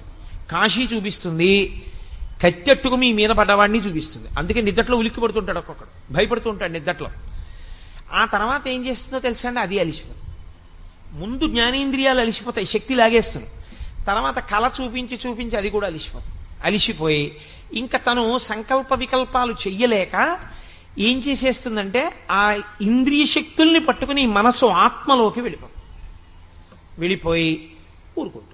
ఇప్పుడు ఇంద్రియ శక్తులు మనస్సు కూడా ఆత్మలోకి వెళ్ళిపోతే మనస్సు ఎప్పుడైతే లేదో సమస్త అహంకారములు అణిగిపోతాయి. నేనెవరు, పురుషుణ్ణి, నా పేరేమిటి, కోటేశ్వరరావు, నేనేం చేస్తుంటాను, ఫలానా ప్రభుత్వ సంస్థలో ఉద్యోగిని, నేను సాయంకాలం ఏం చేస్తాను, ప్రవచనం చేస్తాను, నా జీతం ఎంత, ఇంత వస్తుంది, నా దగ్గర డబ్బు ఎంత ఉంది, ఇంత ఉంది, నాకు పిల్లలెందరూ, ఇంతమంది, ఇవేమీ ఉండవు. మనసు ఆగిపోగానే అన్నీ ఆగిపోతాయి. ఆగిపోగానే ఇంక ఏ సంబంధములు కానీ, ఏ ఉద్రేకములు కానీ, ఏ ఆందోళనలు కానీ ఏమీ ఉండవు. నిరతిశయ సుఖము. కానీ అది అనుభవానికి తెలియదు. ఇంకా సుషుప్తి యందు ఆత్మ ఒక్కటే ఉంటుంది. అందుకే గాఢ నిద్ర పట్టినవాడు, అబ్బా నిద్ర పట్టింది ఎంత బాధ కలిగిందో అనండి అండవు. గాఢ నిద్ర పట్టింది ఎంత హాయిగా ఉందండి అండి. దోమలే కుట్టాయో, బుద్ధింకలే పాకాయో ఏమీ తెలియదు. తాను ఆత్మగా సాధన చేత నిలబడినా అంతే పరిస్థితి. అక్కడికి వెళ్ళడమే చాలా కష్టం, ఆ సమాధికి వెళ్ళడమే చాలా కష్టం. కాబట్టి ఇప్పుడు మనసుకున్న లక్షణం ఏమిటంటే రుచి వాసన, రుచి వాసన, రుచి వాసన, రుచి వాసన, ఇవే పట్టుకుంటుంది. ఈ పట్టుకోవడంలో ఇది చేసే తమాషా ఏమిటో తెలుసా అండి? కొన్నిటి యందు బాగా నిలబడిపోతుంది అండి. ఇందులో ప్రధానంగా దేని యందు నిలబడుతుందంటే, ఒకటి భార్య యందు నిలబడుతుంది. అయ్యో ఈ పిచ్చిది ఏమైపోతుందో, నేను వెళ్ళిపోతున్నాను, ఇది ఏమైపోతుందో, ఇది ఏమైపోతుందో, ఇది ఏమైపోతుందో అని దాని బలహీనతలు జ్ఞాపకానికి వచ్చి ఇది ఉన్నది ఉన్నట్లు మాట్లాడేస్తుంది, కోపం వస్తే దాచుకోలేదు, రేపు పొద్దున్న గబుక్కుని 10 మందిలో ఏమైపోతుందో, ఇది పిల్లల దగ్గర గబుక్కుని సరి అయినటువంటి ఆదరణ తెచ్చుకోలేకపోతే దీని జీవితం ఎలా ఉంటుందో అని బెంగెట్టుకుంటాడు. బెంగెట్టుకుని వెళ్ళిపోతే అదే ఆలోచిస్తూ ఉండగా ప్రాణోత్క్రమణమునందు కూడా నిద్రయందు ఏ ప్రక్రియో అదే ప్రక్రియ పట్టుకుంటుంది మనసు. అది ఉపసంహారం చేస్తుంది. కంటిలోని శక్తిని లాగేస్తుంది, చెవిలో శక్తి లాగేస్తుంది, నోట్లో రుచి శక్తిని లాగేస్తుంది. అన్నీ లాగేసి బయటికి వెళ్ళిపోవడానికి మార్గాన్ని వెతుక్కుంటుంది. ఇంకా ఊపిరి ఆగిపోతుంటే ఎట్నుంచి వెళ్ళిపోను అని. అప్పుడు ఈశ్వరుడు నిర్ణయం చేస్తాడు. ఏ ఆలోచనతో వెడుతోంది, ఏ వాసనతో వెడుతోంది, ఆ వాసన ఈశ్వరుడి గురించి అయితే ఒకలా వెడుతుంది, ఆ వాసన లౌకికమైన వాటి గురించి అయితే ఒకలా వెడుతుంది. ఆ వెళ్ళేటప్పుడు 9 రంధ్రములలోంచి వెళ్ళాలని లేదు. రోమకూపములుంటాయి, అందులోంచి నెత్తురు పైకి రాదు, ఒక్క చెమట పైకి వస్తుంది. ప్రతి వెంట్రుక యొక్క కుదురు మొదలు భాగంలోంచి లోపల ఉన్న నీరు పైకి వస్తోందంటే అది రంధ్రమే. కానీ ఈశ్వరుని యొక్క నిర్మాణ ప్రక్రియలో ఉన్నటువంటి ఘనత ఏమిటంటే నెత్తురు పైకి రాదు, అందులోంచి రోమకూపములలోంచి కూడా వెళ్ళిపోతుంది. ఆఖరి ఊపిరి ఆగిపోగానే ఇక తను కదలడానికి అవకాశం ఉండదని బయటికి వెళ్ళిపోతుంది ఆ శరీరంలోంచి. వెళ్ళిపోయినప్పుడు ఇంద్రియ శక్తుల్ని కూడా తీసుకుని బయటికి వెళ్ళిపోతుంది. ఈ వెళ్ళిపోయినటువంటి జీవుడున్నాడే, వీడు మళ్ళీ చూడ్డానికి, వీడు మళ్ళీ వినడానికి, వీడు మళ్ళీ తినడానికి, వీడు మళ్ళీ అనుభవాల కోసం వీడికో శరీరం కావాలి. అందుకని ఈశ్వరుడు ఏం చేస్తాడంటే స్వతంత్రంగా ఇవ్వడు. నీకు బుద్ధి ఇచ్చాను కదయా, నువ్వు దేని గురించి ఆలోచిస్తూ వచ్చేసావు ఆఖరణ, ఇది ఆలోచించావా లేదా? కాదని ఎలా అంటారు? రుచి వాసన, వాసన దేని మీద నిలబడిందో దానికి అనుగుణమైన శరీరాన్ని ఇస్తాడు. అందుకే నా హేయోపాదేయ వర్జిత అని లలితా సహస్రనామ స్తోత్రంలో అమ్మవారికి ఒక నామం. ఆ వెళ్ళిపోవడంలో దాన్ని స్థిరీకరిస్తారు. మార్గములను, కారణములను చెప్పకుండా వర్గీకరణ చేసేస్తారు. 4 రకాలుగానే వెళ్ళిపోతాడు జీవుడు వెళ్ళిపోయేటప్పుడు. మొట్టమొదటి దాన్ని అలా వెళ్ళిపోయేటప్పుడు ఆర్తచింత అంటారు. ఆర్తచింత అంటే తనవారి యందు రాగము. అందుకనొచ్చాడు కృష్ణ పరమాత్మ.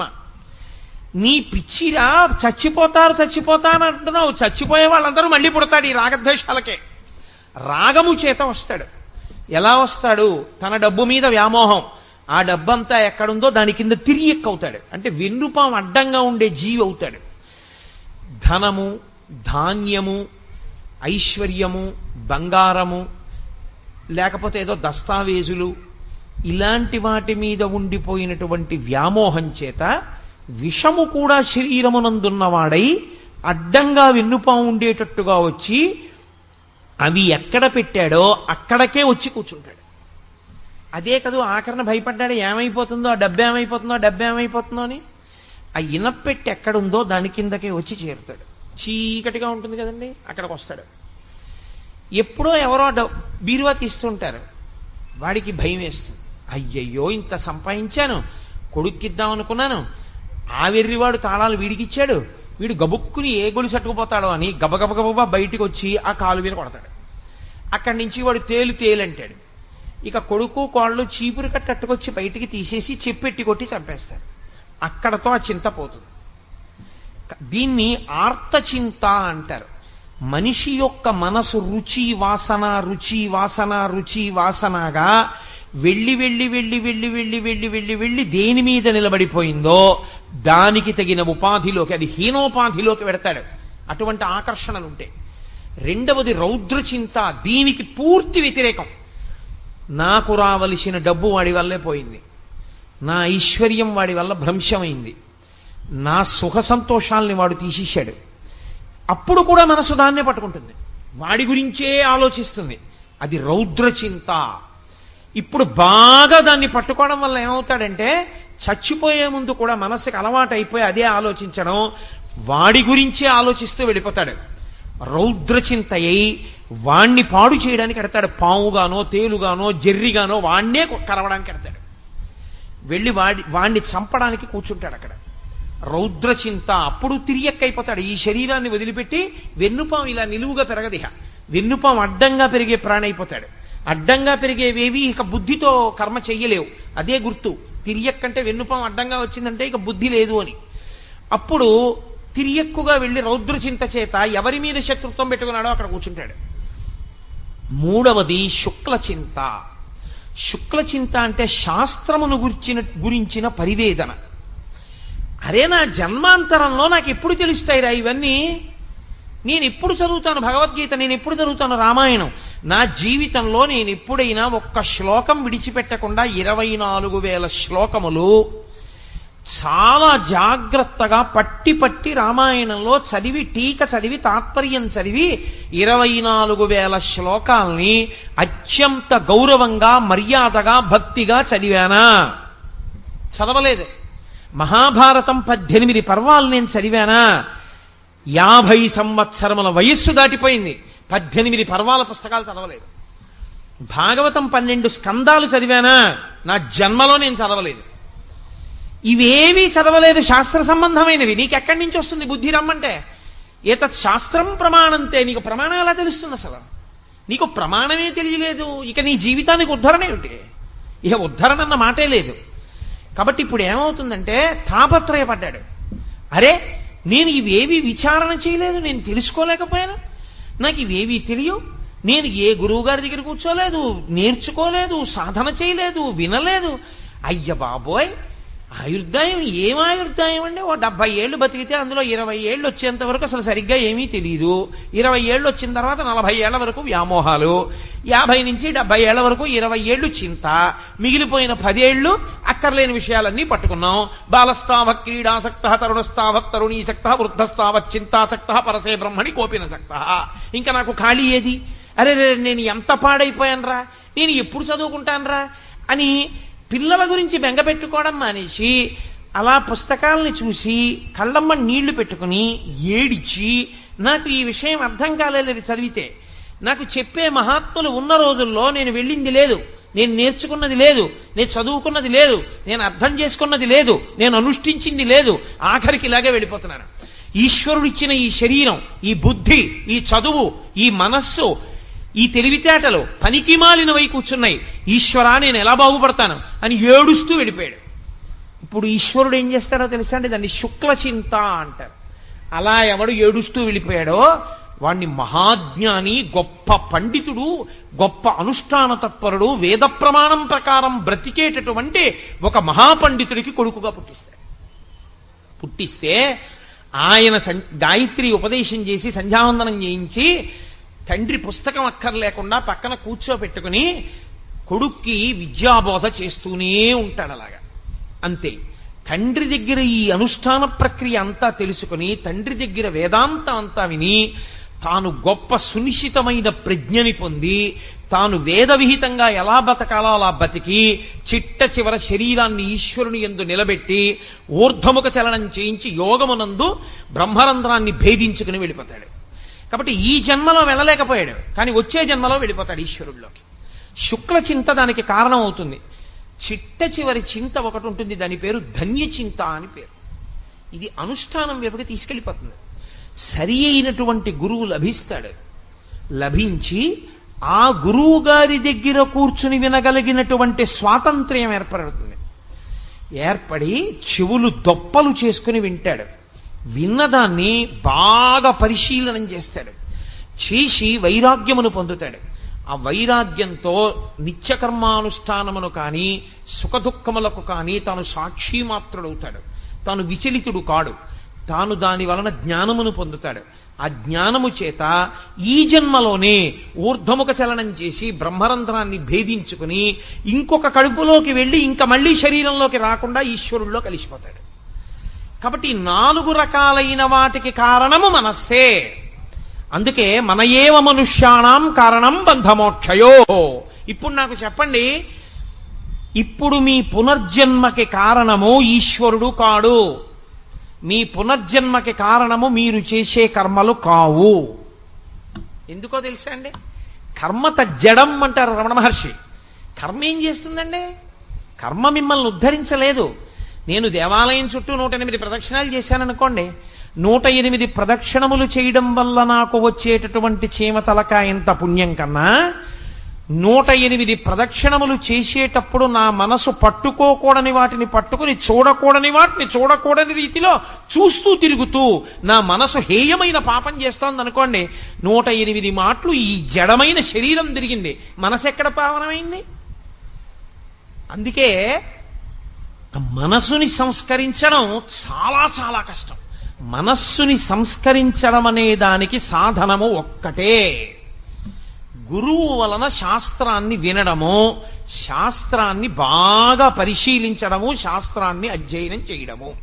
ఈ 2 వినా మార్గములు లేవు. కిలి మొదలడానికి చింతపండు ఒక్కటే మార్గమైనట్టు గురుబోధ ఒక్కటే కిలి మొదలడానికి మార్గము. అలా చేస్తే ఉత్తర జన్మలలో నీకు ఏ శరీరం ఇవ్వాలి అన్నదానికి నువ్వే కర్తవై కూర్చుంటావు.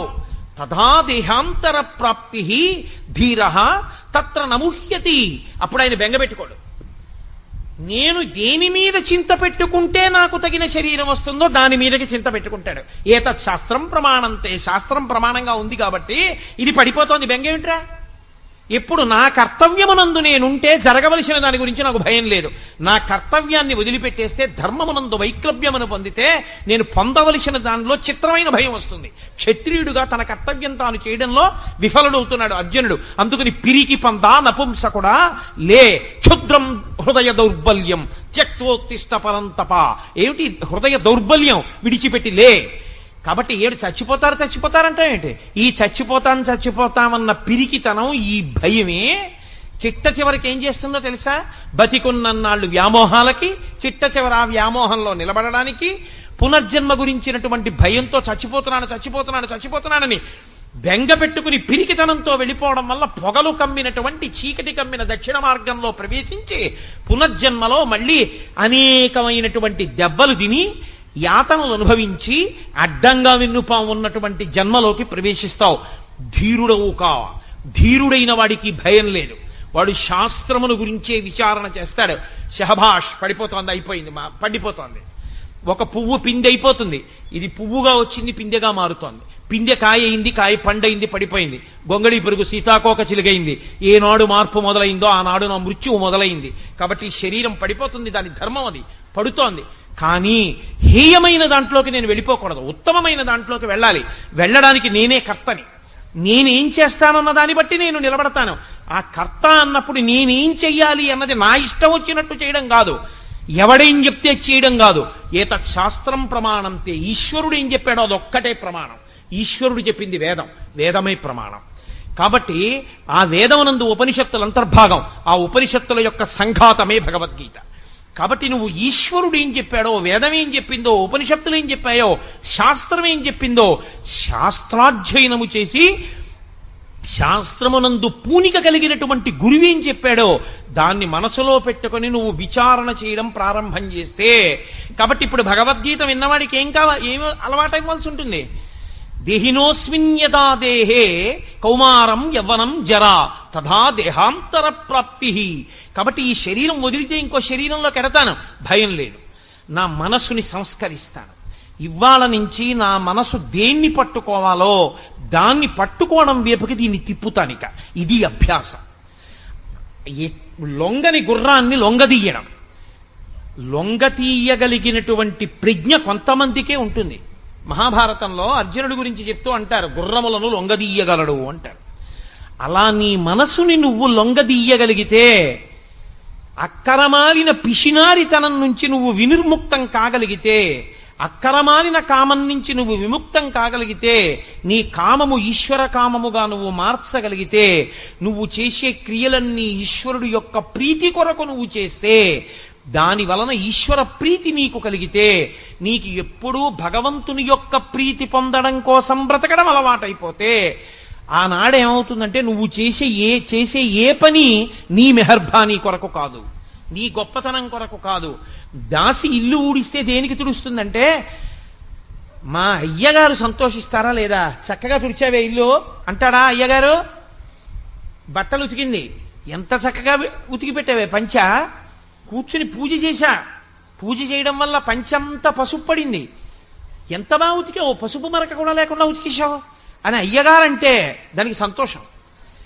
అయ్యగారి ప్రీతి కొరకు అన్ని పనులు చేసిన దాసిలా నువ్వు చేసే పనులు నీ మెహర్బానీ కోసం చేయకూడదు.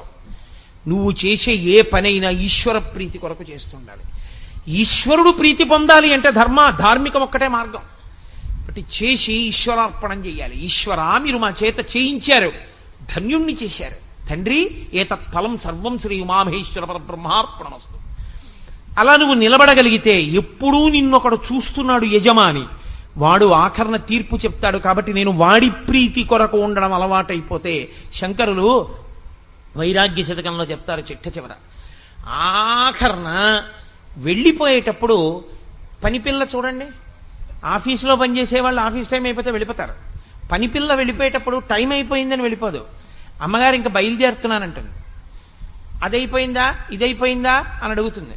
అది అయిపోయింది అమ్మగారు, ఇది అయిపోయింది అమ్మగారు. ఒక్క చిన్న పని చేయాలి, ఎవరో మామిడికాయలు పంపించారు, కాస్త 50 మామిడికాయలు తరిగి పెట్టాలి. అమ్మ సాయంకాలం 1 గంట ముందు వచ్చి తరిగి పెడతానమ్మా, కాస్త ఇంట్లో పిల్ల ఏడుస్తోంది, ఒళ్ళు వేడిగా ఉంది, వెళ్ళిపోతానమ్మా. సరే వెళ్ళు, అయితే సాయంకాలం తొందరగా రా. ఒకవేళ పిల్లకి ఒళ్ళు వేడి ఎక్కువ అయితే రాకు, పర్వాలేదు, రాకపోయినా నేను తరుక్కుంటానని యజమానురాలు అందనుకోండి, అప్పుడు వెళ్ళిపోతుంది.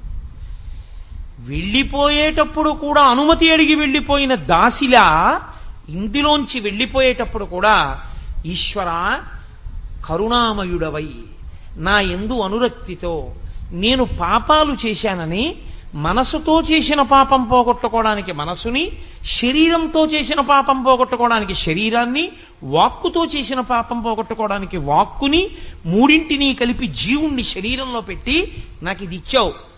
నా చేతనైనంత వరకు జాగ్రత్తగా ఉన్నాను, నీ ప్రీతి పొందాను అనుకుంటున్నాను. ఒకవేళ నేను తెలిసో తెలియకో అక్కడక్కడ శాస్త్రాన్ని ఉల్లంఘించి దీనితో అపరాధములు చేసి ఉంటే తండ్రి క్షమించు, వచ్చేస్తున్నాను, నీ పాదపంజరంలోకి వచ్చేస్తున్నానని పరమభక్తితో దీన్ని విడిచిపెట్టాడు అనుకోండి, ఈశ్వరుడు వాణ్ణి తనలోకి కలిపేసుకుంటాడు, శుక్లచింత కింద మారిపోయాడు. అథవా ధన్యచింత కింద ఉన్నాడు, లేదా మహోత్కృష్టమైన జన్మస్తుంది. అందుకే అక్కడక్కడ మీకేమవుతుందో తెలుసా అండి, శుక్లచింత ఘనీభవించిన నాడు గురువుగారి ప్రమేయం కూడా లేకుండా తనంత తానా జన్మలో జ్ఞానం వస్తుంది. కానీ కోట్ల కోట్ల కోట్ల కోట్ల మందిలో ఒక్కడే ఆ మినహాయింపు, ఆయన ఆదర్శము మాత్రము కాడు. తాను శిష్యుడు కానివాడు లోకానికి ఎలా గురుత్వాన్ని నేర్పుతాడు?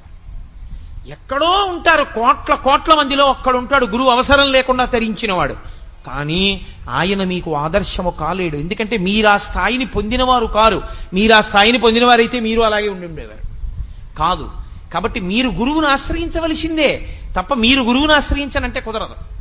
గురువుని ఆశ్రయించి, శాస్త్రమును ఆశ్రయించి, మనసుని పరిపుష్టం చేసుకుని, దాని వలన మంచి దేహమును పొంది ఉత్తర జన్మలలో ఆ శరీరంతో జాగ్రత్తగా పాపముల నుండి వినిర్ముక్తుడై మళ్ళీ ఈశ్వరుణ్ణి చేరుకునే ప్రయత్నం చెయ్యాలి.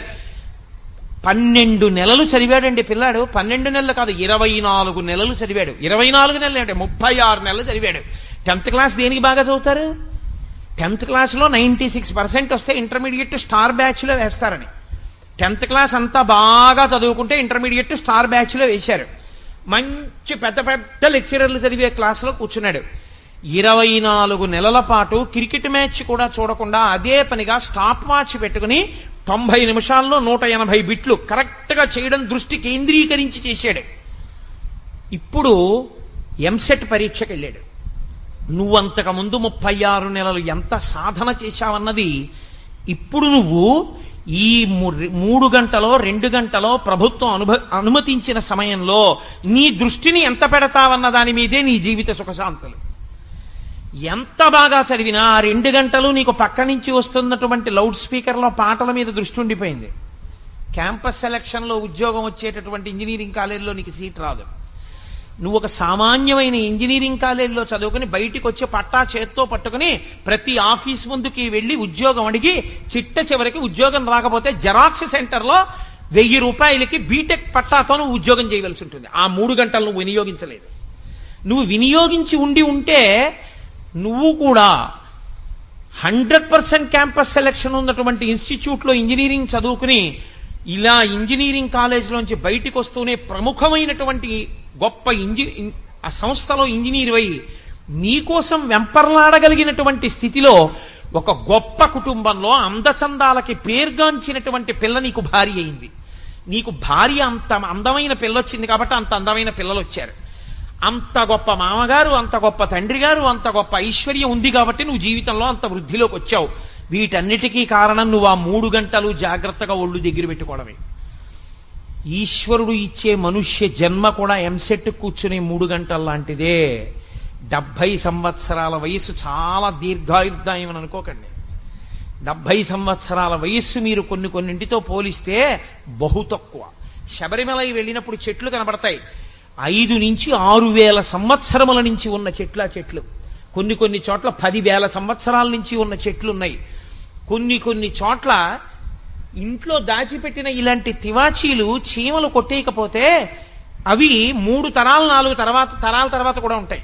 ఒక్కొక్క ఇంట్లో అట్టెపెట్టేటటువంటి మంచినీళ్లు కాచుకునేటటువంటి వేడి నీళ్లు కాచుకునే రాగి బాయిలరు మా ముత్తాత గారి ముందు ఎవరో కొన్నారండి బాయిలర్ అన్నారు. ఆ బాయిలర్కు ఉన్నటువంటి ఆయుర్దాయం నీకు లేదు. నువ్వు చాలా తక్కువ నీ ఆయుర్దాయం. అందులో నీకు శాస్త్రం మీదకి దృష్టి వెళ్ళడానికి కావలసినటువంటి సమయం నిర్హేతుకంగా పోతోంది.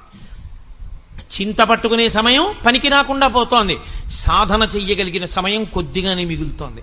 అక్కడ వైగ్లభ్యాన్ని పొందేశావా తదాదేహాంతర ప్రాప్తి. భయంతో శరీరాన్ని విడిచిపెట్టి తిరియక్కవుతావు. ఒక్కసారి తిరియక్కైపోయాడా ఇక మళ్ళీ ఉచ్చులేసి చంపేస్తారు, కత్తులు పెట్టి నరికి చంపేస్తారు, శూలాలతో పొడిచి చంపేస్తారు, కర్రలతో కొట్టి చంపేస్తారు, రాళ్లు విసిరి చంపేస్తారు. తప్ప చచ్చిపోవడానికి కూడా స్వేచ్ఛ ఉండదు. తాను ఏ పుణ్యకర్మ చేయడానికి అవకాశం ఉండదు. ఇది ఒక్కసారి వదిలిపెట్టేశాడా అయిపోయిందంతే. ఆవు పాలు పట్టుకుని నమస్తేయస్తు భగవన్ విశ్వేశ్వరాయ మహాదేవాయ త్రయంబకాయ త్రిపురాంతకాయ త్రికాగ్నికాలాయ కాలాగ్నిరుద్రాయ అంటూ ఇక అభిషేకం చేయలేడు.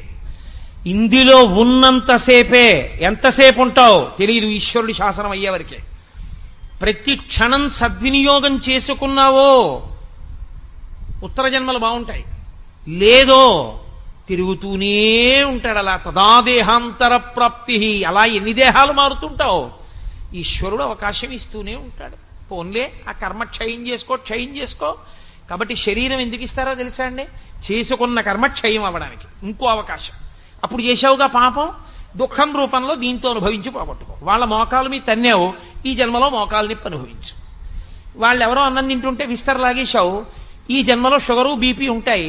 పచ్చడి అన్నం తినలేవు, లడ్డూ తినలేవు, నీ విస్తర లాగేస్తాడు. కనీసం ఇలా గతంలో చేసిన పాపాలు పోగొట్టుకోవడానికి ఈ జన్మలో ఈ శరీరాన్ని తీసుకుని ఏ జన్మలో పాపమో పోతోందమ్మయ్య, దరిద్రం వదిలిపోయింది ఈశ్వరా, ఎంత ప్రేమతోటో కష్టాల రూపంలో నా పాపం తీసేసావన్నారనుకోండి, అప్పుడు ఈ శరీరం మీ పాపం పోవడానికి కారణం. దిక్కుమాలిన దేవుడు నాకే కష్టాలు ఇచ్చాడని అనుకోండి, ఇంకో పాపం వచ్చి అందులో పడుతుంది. కాబట్టి ఈశ్వరుడు అందుకిచ్చి, అందుకని పునర్జన్మయందు జీవుడికి గత జన్మ వాసనలు లేకుండా చేసి అవస్థల్ని మాత్రం గమనించగలిగిన శక్తిని ఉంచాడు. ఇది ఈశ్వరుని యొక్క ఔదార్యం. ఈశ్వరౌదార్యమును గుర్తిస్తే తప్ప మీరు భక్తితో ధర్మంలో నిలబడలేరు, యోగము సిద్ధించదు. అందుకే శ్లోకాన్ని అలాగే అన్వయం చేయవలసి ఉంటుంది. కాబట్టి భగవద్గీతలో ఒక్కొక్క శ్లోకం అంటే ఒక్కొక్క అమృత భాండం. అది కరదీపిక, మనిషి తరించడానికి కావలసినటువంటి జ్ఞానమును పరిపుష్టము చేయగలిగినది. సరే, ఇవాళ 15 నిమిషాలు దాటేశాను.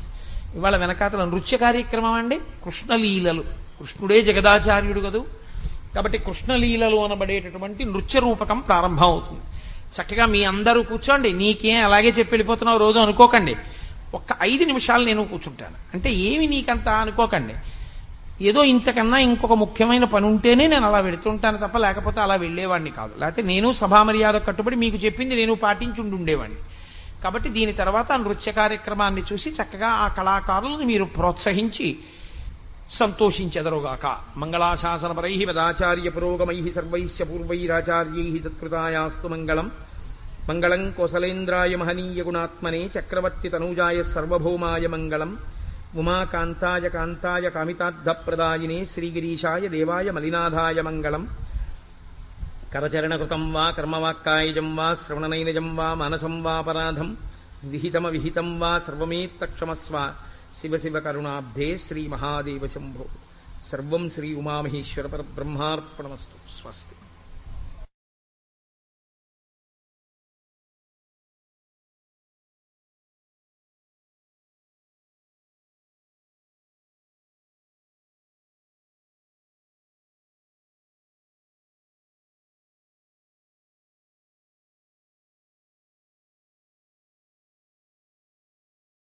ప్రవచనం విన్నందుకు ధన్యవాదములు. మరెన్నో ప్రవచనాల కోసం మా ఛానల్ని సబ్స్క్రైబ్ చేసుకోండి.